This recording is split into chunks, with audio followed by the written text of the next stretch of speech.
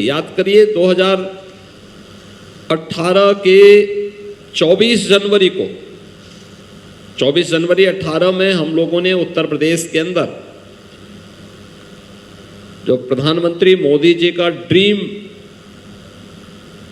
अभियान है आत्मनिर्भर भारत का, हमने यूपी में लॉन्च कर दिया था। हमारी सरकार को 1 वर्ष पूरा नहीं हुआ था, अभी 9 ही महीने पूरे हुए थे कि हम लोगों ने 1 डिस्ट्रिक्ट 1 प्रोडक्ट के रूप में आत्मनिर्भर भारत की उस आत्मा को देश के सामने रख दिया था कि ये भारत, आत्मनिर्भर भारत की आधारशिला ये बनेगी। आप सोचिए 1 डिस्ट्रिक्ट 1 प्रोडक्ट में हमारे 75 जनपद हैं, 75 जनपदों की यूनिक प्रोडक्ट, हमने उसको डिजाइन के साथ जोड़ा, हमने उसको तकनीक के साथ जोड़ा, हमने उसको पैकेजिंग के साथ जोड़ा, हमने उसको मार्केट से लिंकेज किया। परिणाम क्या है? हम लोगों ने 2 लाख करोड़ रुपए का एक्सपोर्ट केवल 1 डिस्ट्रिक्ट 1 प्रोडक्ट से आज के दिन पे यूपी अर्न कर रहा है। ये यूपी की वो ताकत है। अन्नदाता किसानों के बारे में, आखिर यहां का किसान भी आत्महत्या करता था, आज यूपी में कोई आत्महत्या नहीं करता है। यहां पे कृषि विकास की दर को, भाई अच्छे सबसे फर्टाइल लैंड हमारी पास है, सबसे अच्छा संसाधन दुनिया में यूपी के पास है। हां, उस किसान के खेत तक पानी पहुंचाने की व्यवस्था करना हमने किया कि कृषि विकास की दर यहां पे 8% से बढ़ा के हम 18% से ऊपर लेके चले गए। एमएसपी लागत का 1.5 गुना से अधिक दाम हम किसानों को देने लग गए। 300 रुपए कुंटल गन्ना का मिलता था यहां किसान को, हमने पिछले 9 वर्ष में उसको बढ़ा करके 400 रुपए प्रति कुंटल किया है और 3,22,000 करोड़ रुपए डीबीटी के माध्यम से अन्नदाता किसान के खाते में भिजवाया। केवल गन्ना किसानों की बात कर रहा हूं मैं। प्रोक्यूरमेंट के सेंटर खोले, कोई बिचौलिया नहीं है, सीधे किसान से सरकार खरीदती है। उनके लिए मंडी के साथ उनका संबंध जोड़ा, मंडियों के उन्नयन के लिए कार्य किया, किसानों के लिए वे सभी सुविधाएं दी, सिंचाई की सुविधा हो, बिजली की सुविधा हो, सुरक्षा की व्यवस्था हो, मार्केट की व्यवस्था हो। युवाओं के लिए यूपी जैसे राज्य में नौकरी और रोजगार एक सपना हो चुका था। हमने पिछले 9 वर्ष में 9 लाख नौजवानों को सरकारी नौकरी दी है और आप आश्चर्य करेंगे कि मैं 2017 से हर भर्ती की प्रक्रिया के साथ, परीक्षा कब हो रही है उसको स्वयं मॉनिटर करता हूं, रिजल्ट कब आ रहा है इसको मॉनिटर करता हूं और रिजल्ट आने के बाद अपने हाथों से उन्हें नियुक्ति पत्र भी प्रदान करता हूं। 9 लाख युवाओं को हमने नियुक्ति पत्र दिए हैं अब तक। 3 करोड़ से अधिक युवाओं को हम लोगों ने अपनी एमएसएमई यूनिट को, जिसको हमने ब्रांडिंग की है 1 डिस्ट्रिक्ट 1 प्रोडक्ट के रूप में, उसके साथ जोड़ने का काम किया। उत्तर प्रदेश के अंदर परंपरागत कारीगर और हस्तशिल्पियों को, देखिए इकोनॉमी बढ़ती कब है? जब आपके पास ट्रेडिशनल कुछ हो। जैसे यूपी में हमारे पास खेती बाड़ी की बहुत अच्छी लैंड है और हमारे पास एक धरोहर है, कुछ नहीं है, व्यक्ति खेती बाड़ी कर लेगा, भूखों नहीं मरेगा। लेकिन अब उसको कुछ अपने पास वेल्थ चाहिए, उसको अपनी मैन्युफैक्चरिंग पावर बढ़ानी पड़ेगी। उसके लिए एमएसएमई यूनिट को हम लोगों ने पुनर्जीवित किया। हर किसान किसी न किसी एमएसएमई के साथ जुड़ा हुआ है, किसी अतिरिक्त इनकम उसके पास अतिरिक्त आ गई। स्वाभाविक रूप से यूपी की इकोनॉमी को बढ़ना ही बढ़ना था। 96 लाख एमएसएमई यूनिट यूपी के अंदर काम कर रहे हैं आज के दिन पे। लेकिन परंपरागत कारीगर उद्यमियों के लिए भी और हस्तशिल्पियों के लिए हम लोगों ने विश्वकर्मा श्रम सम्मान योजना 2019 में आगे बढ़ा दी थी। विश्वकर्मा श्रम सम्मान स्कीम में उन लोगों की ट्रेनिंग और टूल किट के साथ उसको जोड़ना, सस्ते में बैंक से उसको लोन प्रदान करना, उसके लिए एक प्लेटफॉर्म हम लोगों ने इस स्कीम के अंतर्गत उपलब्ध करवाया। लाखों ऐसे लोग जो पहले अपने परंपरा, जैसे राजमिस्त्री है, कारीगर है, विश्वकर्मा है, हलवाई है, नाऊ है, मोची है, सुनार है, इन सब के अपने अपने काम धंधे थे, लेकिन कोई गवर्नमेंट के द्वारा इंसेंटिव नहीं, बल्कि गवर्नमेंट के स्तर पर पॉल्यूशन कंट्रोल बोर्ड कहीं परेशान करता था, कहीं पावर कॉर्पोरेशन परेशान करता था, कहीं पुलिस परेशान करती थी। हम लोगों ने उनके लिए एक पॉलिसी बनाई और मैंने कहा जो भी अपना काम शुरू करना चाहता है करिए, 1000 दिनों तक कोई आपको पूछेगा नहीं और आपको हम ये सुविधा देते हैं, आप आइए, आपका रजिस्ट्रेशन हम कराएंगे, आपको ट्रेनिंग हम देंगे। आज की समाज की डिमांड क्या है, सोसाइटी की डिमांड क्या है, मार्केट की डिमांड क्या है, उसके अनुरूप आप अपनी डिजाइन तैयार करिए, अपने को अपडेट करिए, हम आपको देंगे, आपकी ट्रेनिंग कराएंगे, टूल किट आपको हम देंगे, सस्ते में लोन उपलब्ध करवाएंगे। आज बहुत तेजी के साथ लोगों ने उस पर काम करना प्रारंभ किया।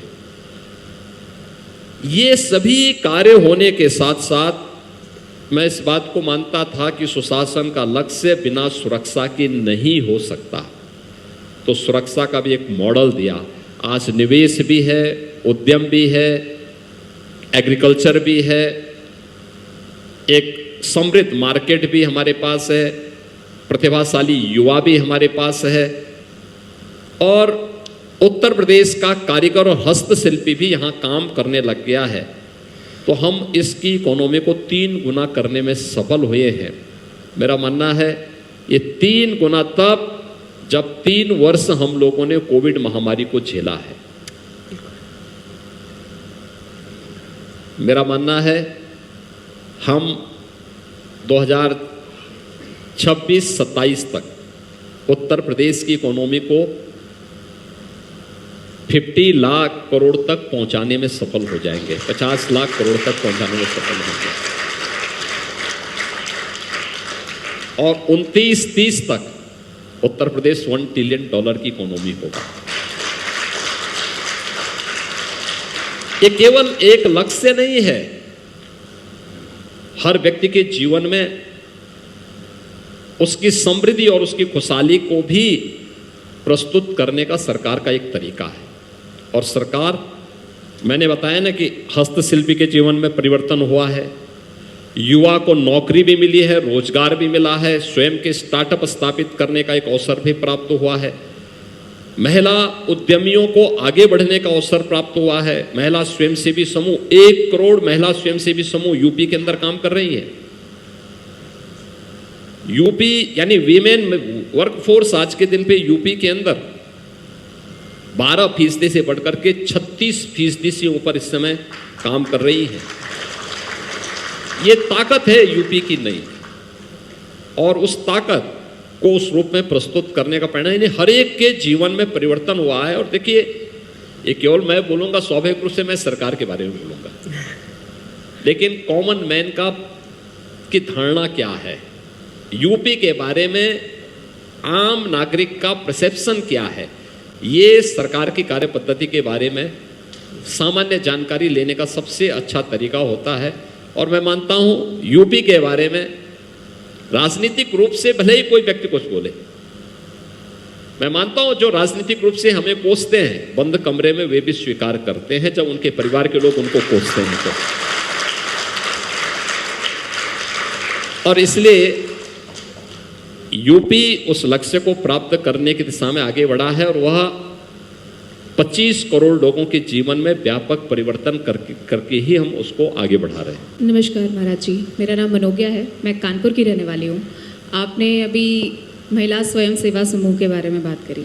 अधिकांशतः लोग इसको एक सामाजिक सशक्तिकरण की तरह देखते हैं, पर आप जो हैं इसको यूपी की अर्थव्यवस्था का ग्रोथ इंजन बोलते हैं।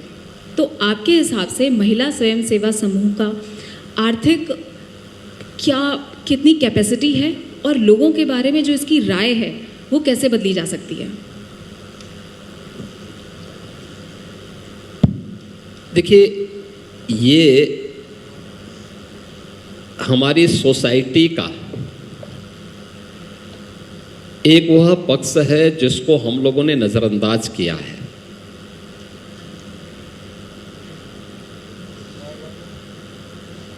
हमने कभी भी अपनी इकोनॉमी में घर की उस गृहिणी की मेहनत को कभी काउंट नहीं किया। आप मुझे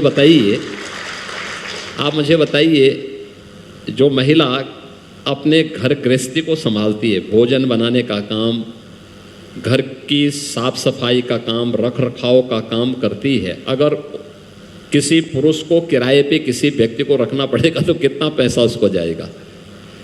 यानी फ्री में उसका सारा काम हो रहा है। हमने उसको इकोनॉमिक रूप से कभी जोड़ने का प्रयास नहीं किया। जब भी घर में संकट आता है, किसी भी सदगृहस्थ को देखिए तो सबसे पहले घर की जो गृहिणी होगी, जो मालकिन होगी, वो सबसे पहले आएगी कि मेरा ये जेवर गिरवी रख लो, लेकिन घर की इज्जत पांव पे नहीं लगनी चाहिए। ये है भारत की ताकत। और इसीलिए भारत की परंपरा ने उसको गृह लक्ष्मी के रूप में पूजा है, माना है। और इसलिए मैं मानता हूं कि इसीलिए हम लोगों ने, जैसे यूपी के अंदर हम लोगों ने इसको अलग अलग तरीके से प्रस्तुत किया। जैसे आंगनबाड़ी में पहले जो पोषाहार दिया जाता था, उत्तर प्रदेश के अंदर यहां का ये जो सबसे बड़ा शराब माफिया था वो सप्लाई करता था 16-17 के पहले।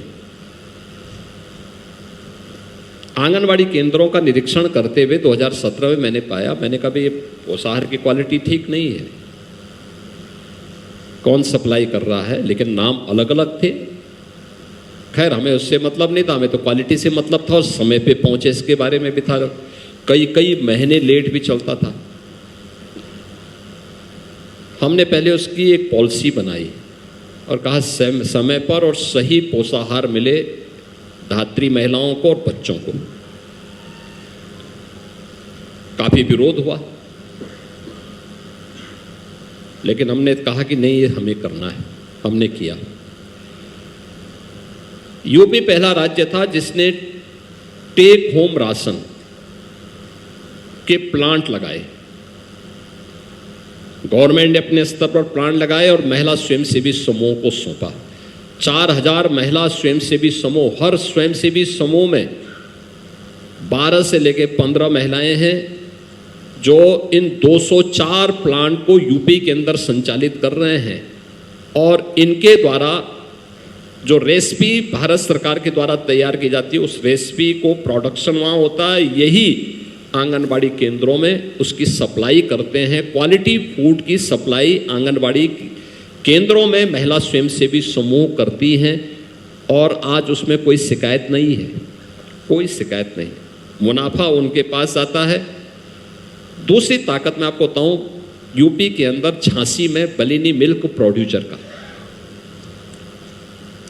देखिए बलिनी मिल्क प्रोड्यूसर में 2019 में कोविड से ठीक पहले मैं झांसी के दौरे पे गया था। वहां पे कुछ महिलाएं मुझे मिली तो उन्होंने कहा साहब हमें कोई काम मिल जाता है। तो मैंने कहा हाँ, क्यों नहीं मिलेगा, जरूर मिलेगा भाई, मैं मुख्यमंत्री हूं तो मैं किसी को मना नहीं कर सकता। कोई व्यक्ति मेरे पास आएगा, मेरा प्रयास होना चाहिए कि मैं उसके लिए पहल करूं। तो मैंने पूछा, मैंने कहा आपने पढ़ाई लिखाई कितना किया है? तो उसमें एक 5वीं फेल थी और उनके साथ भी लोग ऐसे ही थे। अब मेरे सामने संकट था, भाई 5वीं फेल को क्या करूं मैं? क्या बात करूं, लेकिन मैंने कहा आप चिंता मत करो, मुंह से तो निकल ही गया था कि काम कहीं ना कहीं कार्य मिलेगा। तो मैंने अधिकारियों से कहा, मैंने कहा कोई काम ढूंढो इनके लिए, क्या कार्य ये लोग कर सकते हैं। वहाँ पे भारत सरकार के साथ मिलकर के हम लोगों ने बलेनी मिल्क प्रोड्यूसर की स्थापना की। आज वो एक सक्सेसफुल मॉडल है। 62,000 महिलाएं आज के दिन पे वहाँ काम कर रही हैं उनके साथ में, उन 5 महिलाओं को 62,000। उनका जो टर्नओवर है 115 करोड़ का है।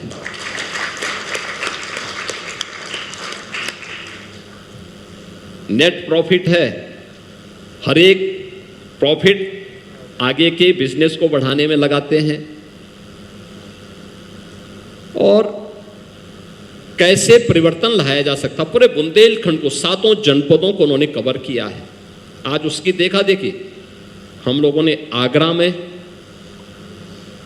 वाराणसी में, गोरखपुर में नए मिल्क प्रोड्यूसर स्थापित किए हैं और बहुत सक्सेसफुल मॉडल है। कैसे एक महिला घर गृहस्थी का संचालन करने के साथ ही एक सफल उद्यमी भी बन सकती है और सफल अर्थशास्त्री भी बन सकती है, समाज की इकोनॉमी को मजबूती प्रदान कर सकते, उसका मॉडल है ये सब, और सभी बहुत अच्छे चल रहे हैं। तीसरा मैं आपको बताऊं कितनी बड़ी ताकत होती है। मैं अभी 6 महीने पहले सिद्धार्थनगर जनपद में गया था। मैं जब किसी जनपद के दौरे पे जाता हूं एक औपचारिकता नहीं करता है, समाज के अलग अलग तबके से जुड़े हुए कुछ ऐसे लोगों को बुलाता हूं जिन्होंने कुछ लीक से हटके कुछ नया किया हो। तो मेरे लिए मुझ जैसे व्यक्ति को सीखने का एक अवसर मिलता है, जानने का अवसर मिलता है, और उस ताकत को पहचान करके फिर उसको एक अच्छा प्लेटफॉर्म दे सकूं, इसको आगे बढ़ाने का भी एक अवसर मेरे लिए होता है। तो पहले से ही प्रशासन को मैं जानकारी देता हूं कि भाई आपको इन लोगों के साथ मेरा एक संवाद रखना है। तो वो महिला मिली, निषाद जाति की है, बहुत कमजोर तबका है। उसने अपनी कहानी बताई। आज एक सफल उद्यमी है महिला, अनपढ़ है, वो भी निरक्षर है। उसने मुझे बताया इसके बारे में, शासन की योजना कैसे उन्हें एक सफल उद्यमी के रूप में स्थापित की। उसने बताया मुझे कि 2022 तक उसकी घर गृहस्थी बहुत कठिनाई से चल पा रही थी, कोई साधन नहीं थे। पति की मृत्यु हो चुकी थी, परिवार में कोई कमाने वाला नहीं था, 4 बच्चे थे, स्कूल में कैसे जाएं इसकी व्यवस्था नहीं थी, कैसे घर को चलाएं इसके बारे में कोई उसके पास साधन नहीं था। तो वह पेंशन बनाने के लिए, क्योंकि निराश्रित महिलाओं के लिए एक पेंशन हमारे यहाँ बनती है, हम हर निराश्रित महिला को पेंशन देते हैं। तो बनाने के लिए वो जिले में आई, जिलाधिकारी के संपर्क में आई, जिलाधिकारी से पूछा उसने कि साहब पेंशन, जिलाधिकारी ने कहा क्या करते हो, क्या कार्य कर सकते हो बताओ। पेंशन तो उसका स्वीकृत किया, लेकिन क्या कार्य कर सकते हो। तो उसने कहा साहब कोई भी काम मिल जाए। उन्होंने कहा कौन जाति का, तो उसको बताया गया। तो निषाद जाति के होने के नाते ये हुआ कि भाई आप क्या मत्स्य संपदा योजना में मछली पालन का काम कर सकती हैं। उसने कहा साहब ये तो हमारा पुश्तैनी काम है, कर लेंगे। तो कहा कि इसमें तालाब खुदवाने के लिए हम आपको पैसा देते हैं, अनुदान देते हैं हम लोग, मुख्यमंत्री मत्स्य संपदा योजना में 2 लाख रुपए। टीम लगाई गई और कहा गया कि भाई पैसे का उपयोग इस कार्य के लिए हो जाए, तालाब इनका खुद जाए, इनको मछली के बीज उपलब्ध हो जाए। उस महिला ने 2 वर्ष में उस तालाब में 6 लाख रुपए की मछली का उत्पादन, यानी 6 लाख रुपए की इनकम की। सरकार का अनुदान है, सरकार को पैसा वापस नहीं लेना है, लेकिन उसने 6 लाख रुपए की इनकम भी की। इसी समय प्रधानमंत्री मत्स्य संपदा की स्कीम आई। इसमें 10 लाख रुपए तक का अनुदान था, जिसमें मछली के फीड के लिए कोई भी व्यक्ति उस प्लांट को लगा सकता था। उस महिला ने भी आवेदन कर दिया। आज वो एक सक्सेस उद्यमी है वहां की, यानी उसका टर्नओवर इसमें 15 लाख रुपए सालाना है। आज उसका परिवार किसी के सामने हाथ नहीं फैला रहा, और उसने अपनी निराश्रित महिला की पेंशन सिलेंडर की है। कहा किसी दूसरी गरीब महिला को ये उपलब्ध करवाया जाए, क्योंकि मैं स्वयं कमा रही हूं। ये वे मॉडल हैं जो इकोनॉमी की उस ताकत का एहसास कराते हैं। वह कमजोर इसलिए है क्योंकि उसको प्लेटफॉर्म नहीं मिला। और हमारे यहां तो लोग कहते हैं ना, हमारे यहां तो क्या कहा गया, अयोग्यो पुरुषो नास्ति, यानी कोई व्यक्ति, पुरुष का मतलब केवल मनुष्य पुरुष के लिए नहीं है, जेंट्स के लिए नहीं है, ये सभी के लिए, कि कोई भी व्यक्ति अयोग्य नहीं है। हाँ, योजकः तत्र दुर्लभः, कोई योग्य योजक मिल जाए। और मुझे लगता है कि आप जैसे क्रिएटर एक योजक के रूप में उस भूमिका का निर्वहन कर सकते हैं, उस प्लेटफॉर्म का उपयोग कर सकते हैं। बहुत शानदार एनेक्डोट। मैं मुख्यमंत्री जी, मेरा नाम वेदांत सिंह हजारी है और करीब सोशल मीडिया पर 20 मिलियन लोग मुझसे जुड़े हुए हैं, 2 करोड़ लोग जुड़े हुए हैं, और ज़्यादातर लोग उत्तर प्रदेश के ही हैं। युवा है, मैं 15 साल से बच्चों को पढ़ा रहा हूँ, शिक्षक हूँ, तो मेरा सवाल भी उसी से रिलेटेड है। 2027 के विधानसभा चुनाव में करीब 1 करोड़ नए युवा वोट डालने जा रहे हैं, और आज का युवा शिक्षा, रोजगार और अवसरों को लेकर पहले से ज़्यादा जागरूक हो गया है। तो आप उन्हें क्या संदेश देना चाहेंगे कि वो आपकी सरकार पर भरोसा करें? देखिए, प्रश्न आपका बहुत महत्वपूर्ण है, और आज के युवा की प्रतिभा और उसकी ऊर्जा पर किसी को संदेह भी नहीं होना चाहिए। देखिए, मैंने कुछ तो आपके सामने बताया कि युवाओं के लिए हम लोग क्या क्या कर रहे हैं, और बहुत सारे ऐसे कार्यक्रम हम लोगों ने उन युवाओं के लिए यूपी के अंदर प्रारंभ भी किए हैं, जो उन युवाओं को बदलने के लिए, उनके जीवन के लिए प्लेटफॉर्म उपलब्ध करवा रहे हैं। हमारा एक कार्यक्रम वर्तमान में चल रहा है, और मैं संवाद भी वर्तमान में बनाने का कार्य कर रहा हूं, अलग अलग संस्थानों में जा कर के, और युवाओं से खास तौर पर।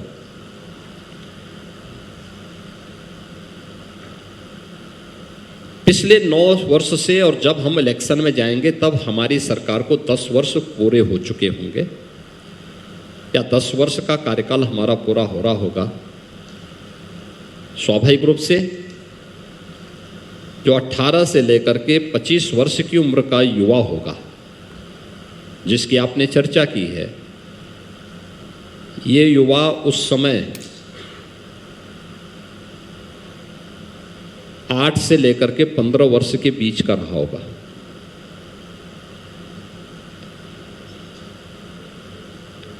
उस समय उस युवा के लिए उस समय की परिस्थितियां, 2017 के पहले की परिस्थितियां बताने के लिए आवश्यक है उसको कि भाई क्या स्थिति थी। 17 के पहले यूपी के नौजवानों के सामने स्वयं की पहचान संकट में थी। देखिए, मैं एक सच्चाई बताऊं कि यूपी के ज़्यादातर नौजवान अपने को यूपी का नहीं बोलते थे, पहचान छुपाते थे। यूपी के बारे में लोगों की धारणा अच्छी नहीं थी, रोज दंगे होते थे, कर्फ्यू महीनों महीनों कर्फ्यू रहता था, विकास के बारे में कोई सोच नहीं थी, भ्रष्टाचार चरम पर था, यानी यूपी को एक बीमारू राज्य के रूप में दुनिया के सामने प्रस्तुत कर दिया गया था। लोग ये मानते थे कि देश के अंदर कुछ इसलिए नहीं हो सकता क्योंकि सबसे बड़ी आबादी का राज्य कुछ करना नहीं चाहता। सबसे ज्यादा खामियाजा किसने भुगता इसकी? युवाओं ने, जिसको यूपी में तो रोजगार नहीं था, यूपी के बाहर भी उसके लिए कोई अवसर नहीं थे। और इसीलिए हम लोग इस पूरे परिदृश्य को बदलने की जो हम लोगों ने ठानी थी, आज उसका लाभ यूपी के नौजवान को प्राप्त हो रहा है। मैं मान सकता हूं आज के दिन पे यूपी का नौजवान कहीं जाएगा देश के अंदर, दुनिया के अंदर, जो लोग पहले उससे 10 कदम दूर भागते थे, आज उससे 10 कदम उससे आगे आकर के गला मिलने का प्रयास करते हैं। पहचान के संकट से वो उभरा। एक तो पहली समस्या का उसका समाधान। दूसरा, यूपी के अंदर आज के दिन पे नौकरी की भी और रोजगार की भी कमी नहीं, हर फील्ड में। यानी देश के अंदर सर्वाधिक निवेश यूपी के अंदर आ रहा है। इंफ्रास्ट्रक्चर का जो सबसे बड़ा कार्य हुआ, देखिए आज का दिन हमारे लिए बहुत महत्वपूर्ण दिन भी है कि हम लोगों ने भारत के सबसे बड़ी इंटरनेशनल एयरपोर्ट में आज से हम लोगों ने कॉमर्शियल फ्लाइट प्रारंभ की है, नोएडा इंटरनेशनल एयरपोर्ट से। ये परिकल्पना आप सोचिए 1997 में हुई थी कि भाई एक एयरपोर्ट, इंटरनेशनल एयरपोर्ट जेवर में होना चाहिए। लोग सोचते थे, नहीं हो पाता था। हम लोगों ने वहां पे 13,000 एकड़ यानी 13,500 एकड़ लैंड बिना किसी विवाद के किया। और आप आश्चर्य करेंगे कि जिन किसानों की लैंड ली थी, उन किसानों को सबसे पहली फ्लाइट पे मैंने वहां से आमंत्रित किया था। आज वो गोरखपुर, यहाँ लखनऊ में आए थे, मेरे आवास पे आए, उनका मैंने सम्मान किया, उनके साथ संवाद किया, फिर वे यहाँ से खुश होकर के गए। उन युवाओं के लिए हम लोगों ने फिर अलग अलग कार्यक्रम प्रारंभ किए। यूपी के अंदर इंफ्रास्ट्रक्चर का मॉडल दिया, यूपी के अंदर हम लोगों ने सुरक्षा का एक माहौल दिया, एजुकेशन के बारे में कार्य करना प्रारंभ किया। बहुत अच्छे ढंग से हमने इसको आगे बढ़ाया। शिक्षा का स्तर सुधरे, इसका उन्नयन हो। पहले तो स्कूलों की स्थिति बहुत खराब थी। यानी मैं बेसिक शिक्षा परिषद की बात बताऊं आपको, 2017 की स्थिति ये थी, जो शिक्षक थे उसमें बहुत सारे लोगों ने अपने आप प्रॉक्सी टीचर रखे हुए थे। वेतन सरकार से शिक्षक लेता था, लेकिन उनके बदले पढ़ाने के लिए कोई और दूसरा जाता था। जब शिक्षक स्वयं अपनी क्लास को लेने के लिए नहीं जाएगा तो आप कल्पना कर सकते हैं कहाँ जा रहे हैं। स्कूलों में साधन नहीं थे। हम लोगों ने देखा बेसिक में, माध्यमिक में या उच्च शिक्षा में हम लोग इस बात को देखते थे कि ड्रॉप आउट रेट बहुत ज़्यादा था। क्यों है? हम लोगों ने जब इसके लिए अलग से टीम बनाई, सामान्य बिना किसी हो हल्ला के अध्ययन किया, पता लगा बेसिक इंफ्रास्ट्रक्चर नहीं है, पेयजल नहीं है, बालक और बालिकाओं के लिए टॉयलेट नहीं है। हमने सैचुरेशन के लक्ष्य तक उसको पहुंचाया कि हर विद्यालय में बालक बालिकाओं के लिए टॉयलेट होंगे, शुद्ध पेयजल की व्यवस्था होगी, फर्नीचर होंगे। ऑपरेशन कायाकल्प के रूप में एक अभियान चलाया। 1,56,000 विद्यालयों में हम लोगों ने 3 वर्ष के अंदर ये सभी प्रकार की सुविधाएं दी। परिणाम है यूपी के अंदर बच्चों की ड्रॉप आउट रेट भी कम हुई और वहाँ पे इनरोलमेंट की संख्या बढ़ी, काफ़ी ज़्यादा बढ़ी है। इस चेंज उसमें लाने का प्रयास, शिक्षा की गुणवत्ता को मजबूत किया, जवाबदेही हर एक स्तर पर तय की। मैंने 17 में एक व्यवस्था और बनाई थी कि जो शिक्षक जहां पढ़ेगा वहां सीएम की या किसी की फोटो नहीं होगी, वहां उस शिक्षक की फोटो होनी चाहिए और अभिभावक देखे कि यही शिक्षक है, पढ़ाने के लिए आ रहा है, ये वही आ रहा है या कोई और आ रहा है। तो दोनों चीजें थी, शिक्षक को सम्मान भी मिल रहा था, फोटो मुख्यमंत्री के बदले उसकी फोटो होगी और बच्चे वहां पढ़ेंगे भी।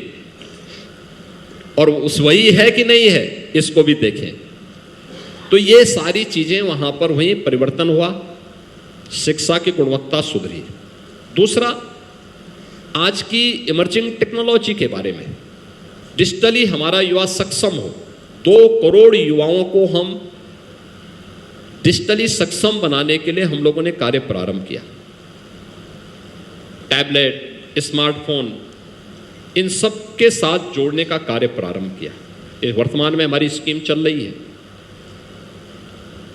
स्किल डेवलपमेंट के अभियान को मजबूती के साथ आगे बढ़ाया।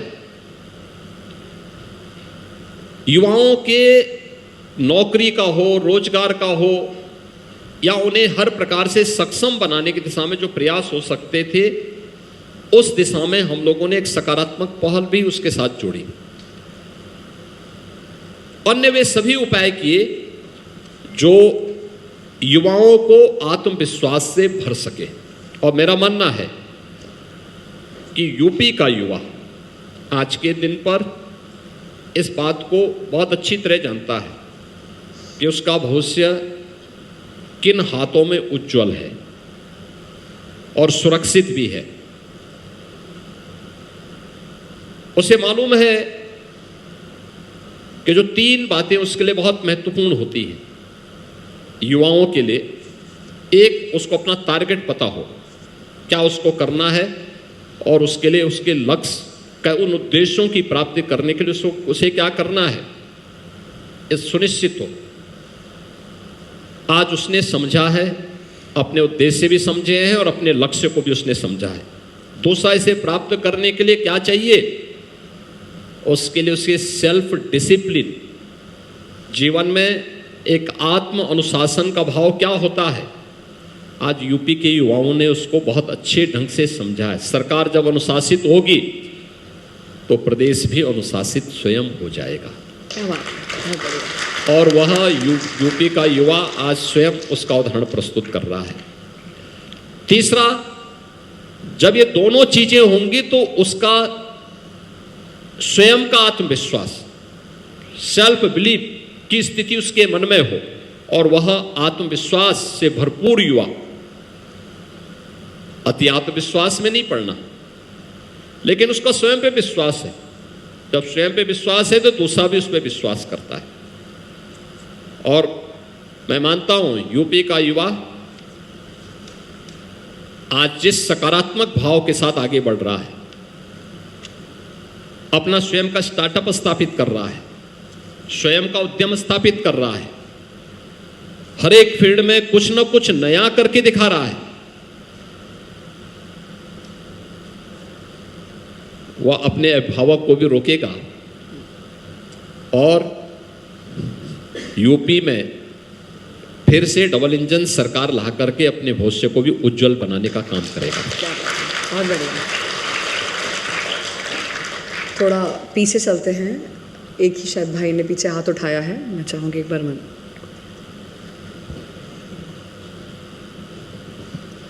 राम राम महाराज जी, मेरा नाम धर्मवीर धर्म है। कवि हूँ, कवि सम्मेलनों में सक्रिय रहता हूँ। पहली भेंट है तो प्रश्न नहीं करना चाहूँगा, सिर्फ धन्यवाद करना चाहता हूँ। यूपी विधानसभा में पिछले दिनों मेरी पंक्तियाँ पढ़ी गई, आपने सुनी होगी, वो किसानों पर थी, लेकिन आज आपके ऊपर कुछ पंक्तियाँ पढ़ना चाहता हूँ जो यहीं बैठकर मैंने लिखी।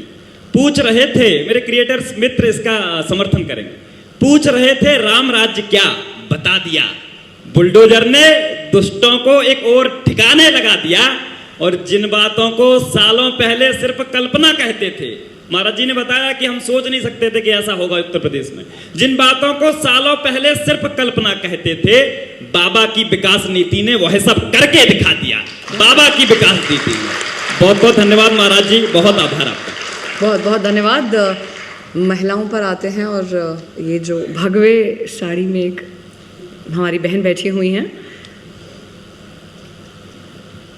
जय श्री राम महाराज जी, मेरा नाम मुस्कान रघुवंशी है। मैं उत्तर प्रदेश मुजफ्फरनगर की रहने वाली हूँ और सोशल मीडिया के माध्यम से अपनी सनातन संस्कृति का प्रचार प्रसार करती हूँ। मेरा आपसे प्रश्न ये है कि जो उत्तर प्रदेश का 21-22 साल का युवा है, जिसे लगता है कि सफलता केवल बड़े शहरों में मिलती है, छोटे शहरों में कोई सफलता नहीं मिलती है, तो ऐसे युवाओं को आप क्या कहना चाहेंगे?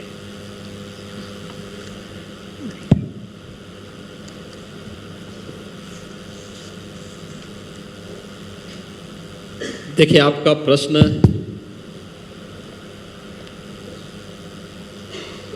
आज के परिप्रेक्ष्य में उपयुक्त है,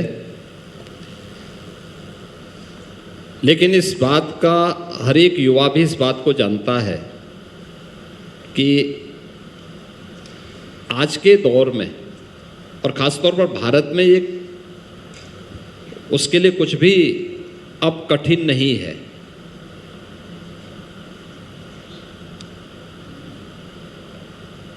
आज तो कोई भी व्यक्ति, कोई भी युवा कुछ भी अच्छा करेगा, उसको स्थान मिलने में कोई देर नहीं लगने वाली है। प्रतिभा कहीं भी होगी, उसकी पहचान बहुत दिनों तक छुपी नहीं रह सकती। और युवाओं को हमेशा इस बात को ध्यान में रखना होगा कि वह धैर्य न खो, विपरीत परिस्थितियों में मजबूती के साथ अपनी मेहनत को आगे बढ़ाएं। मायने आज के दिन पर देखिए, डिजिटल इंडिया के इस युग में आप क्या मानते हैं कि कोई चीज छुप जाएगी? कभी नहीं। कहीं भी कोई व्यक्ति होगा, अच्छा कर रहा है तो सामने आ जाएगा। और मेरा मानना है कि कुछ नए गांव में बैठा हुआ व्यक्ति भी अगर अपने सक्सेस मॉडल को केवल प्रधानमंत्री जी के मन की बात में भी प्रस्तुत कर देगा ना, तो अपने आप ही पूरे देश और दुनिया के अंदर उसकी एक नई पहचान हो जाती है, लोगों को एक प्लेटफॉर्म मिल जाता है। बहुत सारे मॉडल आपने देखे होंगे जिसको पहले कोई जानता नहीं था, लेकिन अचानक वह लोगों के लिए आकर्षण का केंद्र बन गया। महत्वपूर्ण आज के दिन पे बड़ी सिटी नहीं है, बड़े घर में पैदा होना नहीं है। आप में से ज़्यादातर लोग सामान्य घरों में पैदा हुए हैं, सामान्य परिस्थितियों में, सामान्य शहरों में, सामान्य गांवों में रहे थे, लेकिन अपनी मेहनत से, अपनी प्रतिभा से आप लोगों ने अपने आप को एक पहचान दी, और उस पहचान के नाते आपने आज एक लक्ष्य को प्राप्त किया है। युवाओं के लिए भी ढेर सारे अवसर हैं आज के दिन पे। मैंने आपको कुछ उदाहरण दिए ना कि वन डिस्ट्रिक्ट वन प्रोडक्ट के माध्यम से हो या बलेनी मिल्क प्रोड्यूसर के माध्यम से हो, ये सब गांव की महिलाएं हैं। परंपरागत उद्यम के साथ जुड़े हुए जितने भी हमारे कारीगर हैं, हस्तशिल्पी हैं, सभी गांव से जुड़े हुए हैं, लेकिन गवर्नमेंट ने उनको प्लेटफॉर्म उपलब्ध करवाया। आज वे अच्छा कर रहे हैं, और अच्छा जो भी करेगा उसकी सब जगह पहुंच होगी। मुझे याद है, मैं गोरखपुर से सांसद था। एक बार मैं संसदीय क्षेत्र के भ्रमण में एक गांव में जा रहा था। ऐसे चलते चलते मैंने अचानक एक जगह काफी मिट्टी का ढेर सा लगा था, वहां से धुआं आ रहा था।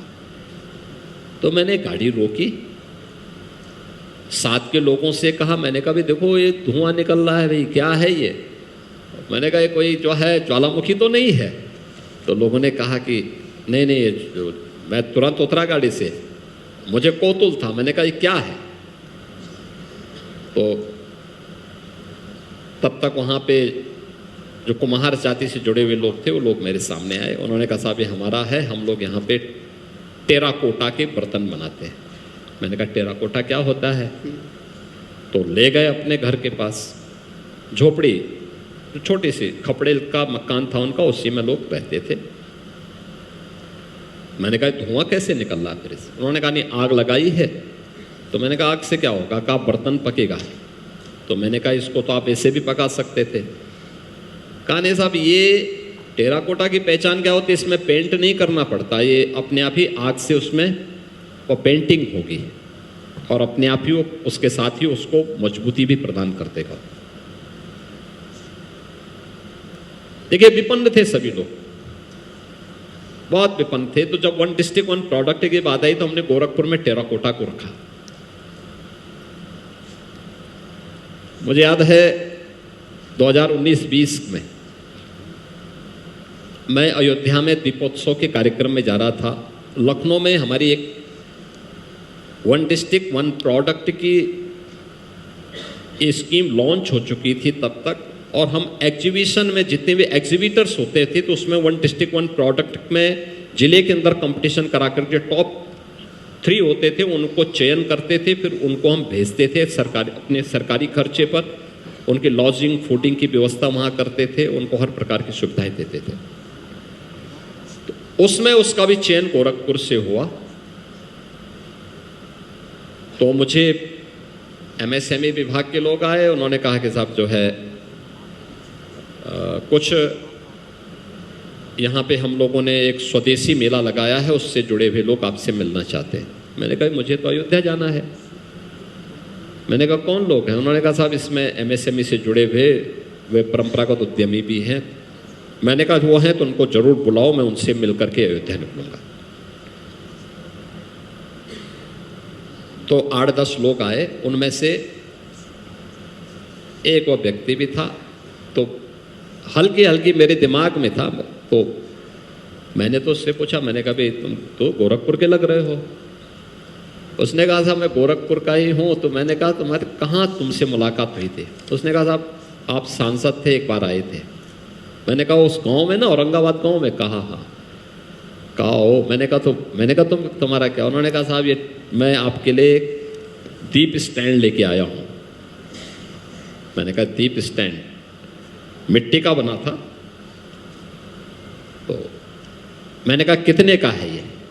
उसने कहा नहीं मैं आपको फ्री में देने के लिए आया। मैंने कहा यार देखो तुम बेचारे गरीब लोग, मुझे मत दिया करो ये सब, मुझे बताओ कि कितने का है ये। उसने कहा इसकी कीमत तो लोग दे रहे हैं 50,000 रुपया, लेकिन मैं आपको दे रहा हूँ। मैंने कहा लागत बताओ यार, कितना लागत तुम्हारी कितनी आई इसमें? उसने कहा 20,000 रुपये। तो मैंने कहा तुम मुझसे 20,000 रुपया लोगे तो मैं दूंगा, नहीं तो जो है मैं फ्री में नहीं लूँगा। फिर मैंने उससे पूछा, मैंने कहा बताओ तुम्हारा कुछ बिक्री हुआ भी यहाँ इन 3 दिनों में? उसने कहा साहब मैंने 16 लाख रुपए नेट कमाए हैं इन 3 दिनों में।